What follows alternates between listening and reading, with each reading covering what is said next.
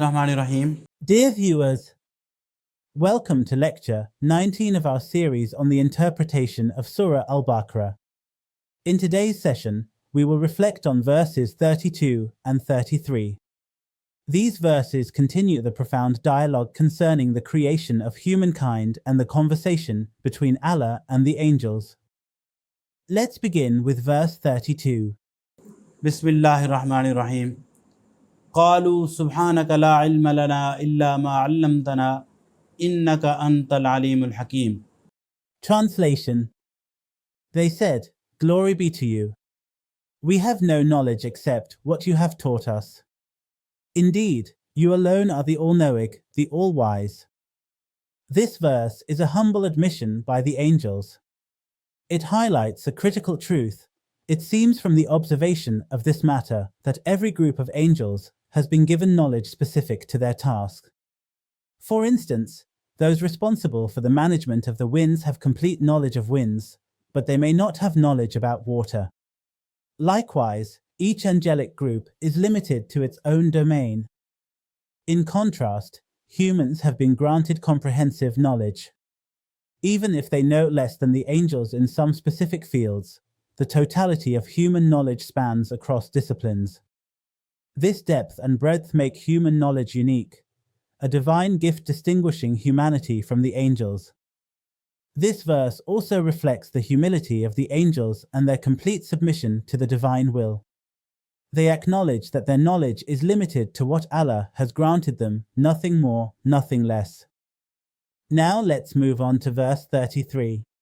قال يا آدم أنبئهم بأسمائهم فلما أنبأهم بأسمائهم قال ألم أقل لكم إني أعلم غيب السماوات والأرض وأعلم ما تبدون وما كنتم تكتمون. Translation. Allah said, "O Adam, inform them of their names."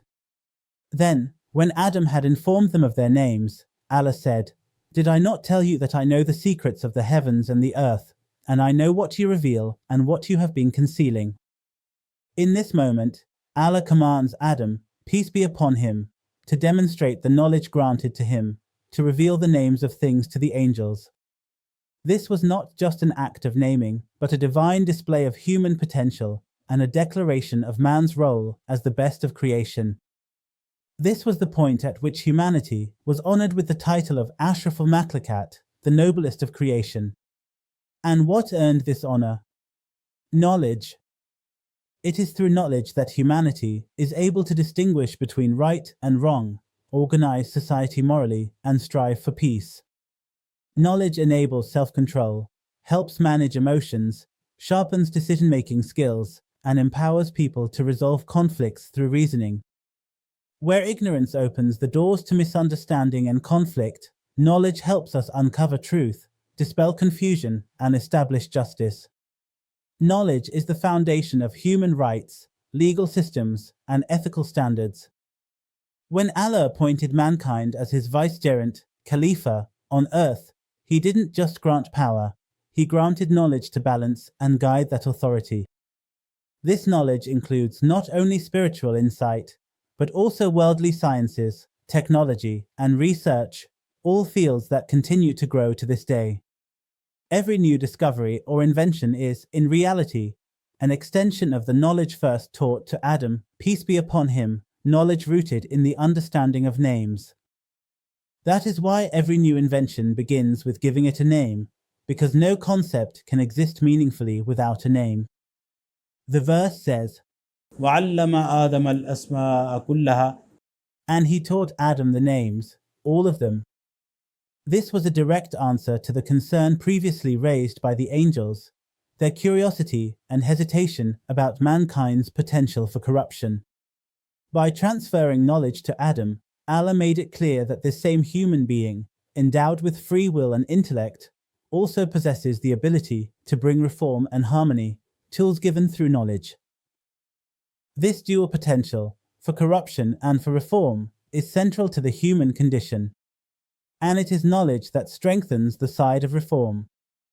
With that, we conclude today's lecture on verses 32 and 33 of Surah Al-Baqarah. Inshallah, in the next lecture, We will begin verse 34 and continue exploring the dialogue between Allah, the angels, and Adam, peace be upon him. May Allah grant us the understanding of the Quran and the ability to act upon it. Ameen. Take care of yourselves. Until the next session. Allah Hafiz.